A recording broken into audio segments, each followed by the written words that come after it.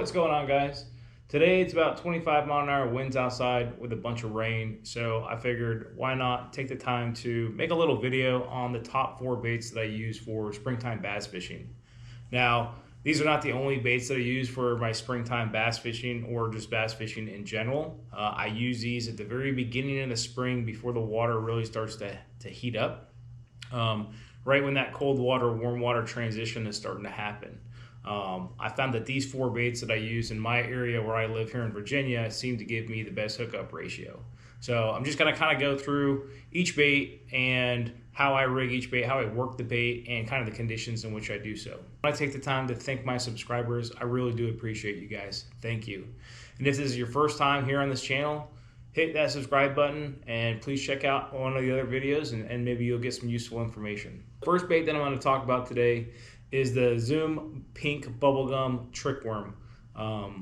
This thing is a really good producer very early on in the spring. I use this in a very stained water usually. We have a lot of muddy water. I fish tidal rivers here in Virginia, being that I'm so close to Richmond, which can be tricky. There's different phases of the tide that produce more fish than others.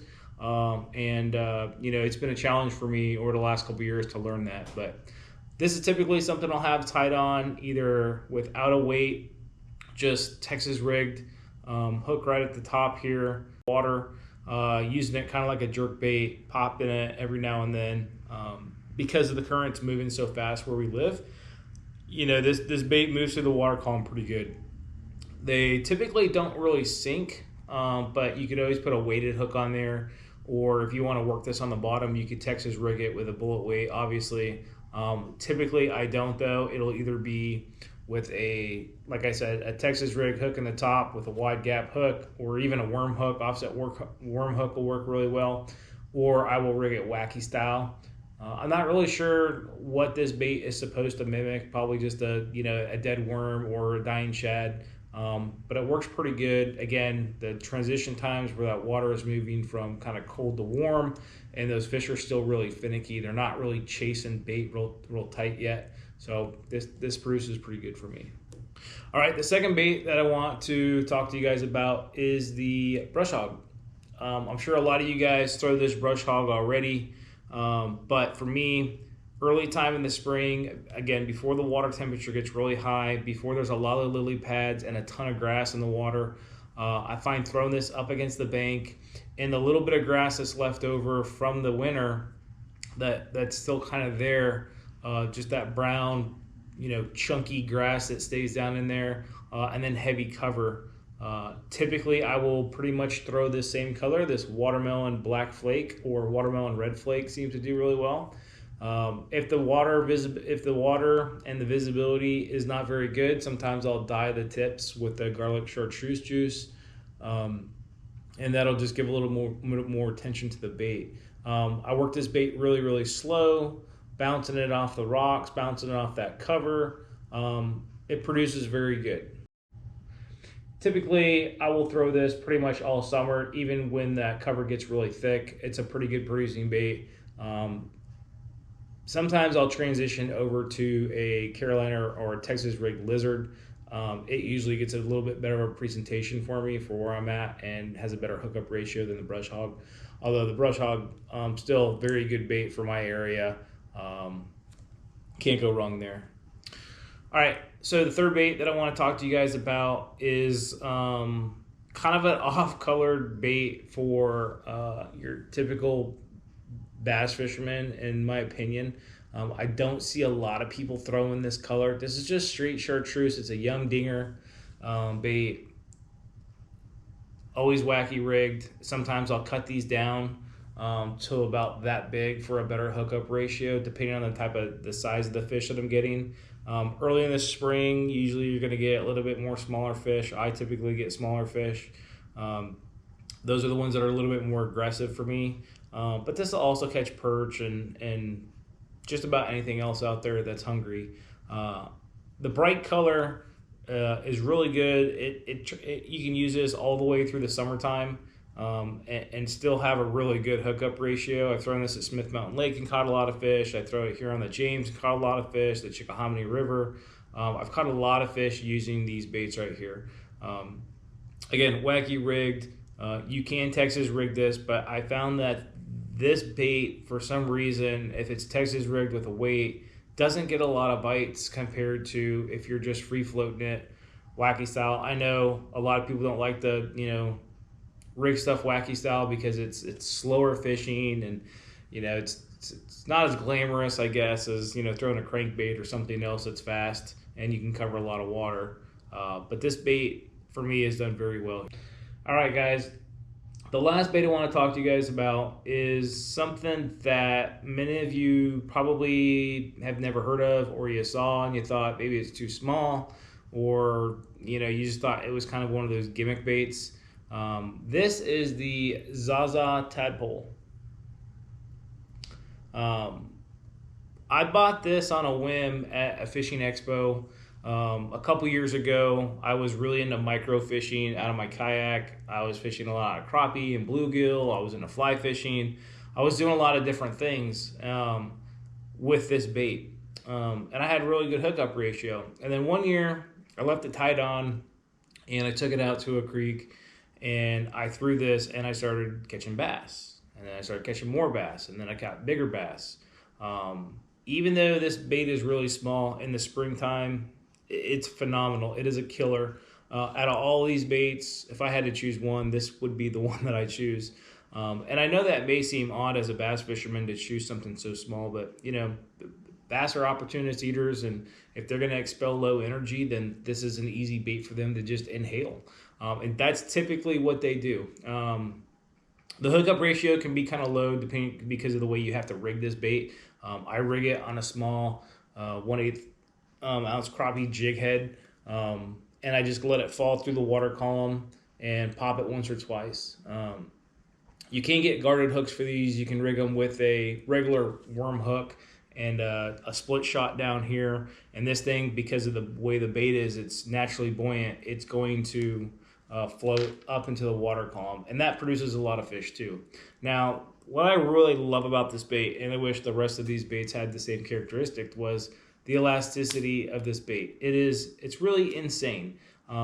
It's a lot like Z-Man products, but I think they last longer, honestly. This bait right here, I've probably caught 50 or 60 bass on. This actual bait, not total different baits. This piece of bait right here, I've caught 50 to 60 bass on. It's always tied on. It's tied on a small ultralight pole usually. I've caught fish all the way up to 5-6 pounds on it. It's got catfish. It's got perch. It's a great crappie lure if you're really into crappie fishing. These work great at the docks when a lot of things won't hit. The downfall of this bait is that after the summer really starts to kind of kick up and the spring is completely over, this bait will pretty much die off. Those frogs have already grown into maturity, and just naturally they're looking for frogs other than tadpoles. You'll still catch fish, but it won't be as much as in the spring. But when the bite is tough, I recommend you going out and getting some Zaza Tadpole. You can buy it on Amazon. They're Nico baits out of Japan. They're a little pricey. I think they're like $7 or $8 for 4 of them. But again, 50 fish, 50, 60 fish on this one bait, it's pretty much the same as what you're going to get with one of these, price-wise or value-wise. You're going to go through these much faster than you will this. Give it a try. This is the green pumpkin. There's a watermelon one. I also throw a black one or a white one when the water column is really, really stained or is really, really light. Typically, it's not very light. But sometimes, you got to switch up those colors to get those bass to chew. So, again, I highly recommend this. And I'm not paid by Nico Baits. I'm not paid by Zoom. I'm not paid by Yum Dinger or anybody else. This is not a promotional video. This is just basically my testimony on the baits that I use, and I find that work the best.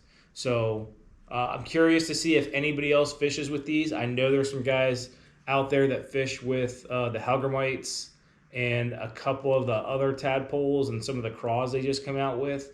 I know a lot of guys creek fish with them, walking through creeks and stuff. But I'm curious to see anybody actually has this in their boat arsenal over any other bait. So I talked about the four baits that really produce for me as an angler here in Virginia. Bass fishing is nothing it's not new to me, but tidal bass fishing is completely new to me. So I've really had to learn my timing, the tides, the time of the day, all that stuff goes into play with these fish here. But these four baits, they will produce hookups for you guys if you throw them. I'm sure there's plenty of other baits that you guys like to throw. So again, this is just my preference. There's tons of other baits out there that work, and there's different color combinations of all these that work too. But strictly plastics, this is my go-to. This is what I'm going to have in the boat first of the season, or the kayak. Now, there's two bonus baits I want to talk about. These baits also, they're top producers. They're pretty good. It's a little Squirmin' Wormin from Bass Pro. They're like $4 for 16 or 18 of them. It's got a little chartreuse tail. I put a worm hook on this. So most of the time I will peg this with the smallest hook I can, or the smallest weight that I can find, because it's a really light bait. The hook's really light, and that water current can be moving pretty fast. So it's the June bug color. This is really good up in the lakes like Smith Mountain Lake, Lake Anna. The bluegill will hit it. If you got kids and you want to take your kid out for a good time, throw a couple of these on and take them up to Smith Mountain Lake. Non-stop action all year. Not just bass, but the shell crackers, the sunfish, the bluegills, the perch. Everything will hit this bait up there. It works very well. And down here it does pretty good too. It's not something I typically throw a lot of, but there's been days where I've thrown all of these and nothing will work, and I get this with a little bit of action. That squirming tail there seems to get them up pretty good. Now the last bait that I'm going to show you guys is this missile bait. It's their version of the wacky worm. It's watermelon red flake only for me with missile baits. It produces a ton of fish. I will kind of transition this bait out when the summer starts and start throwing this one in the summer. This bait right here, it's very durable. You'll probably catch 10 to 15 fish on this bait alone. Something with missile baits, they're a lot like the Zaza Tadpole, not as elastic, but they have more elastic, more pull than a normal Yum Dinger will have. Typically, I will dip one of these ends in chartreuse garlic to make it kind of look like a bluegill. Throw this up in the lily pads when they start forming. Throw this up in the grass when it starts hitting. All around, I will have this tied on all year long. Another great producing bait.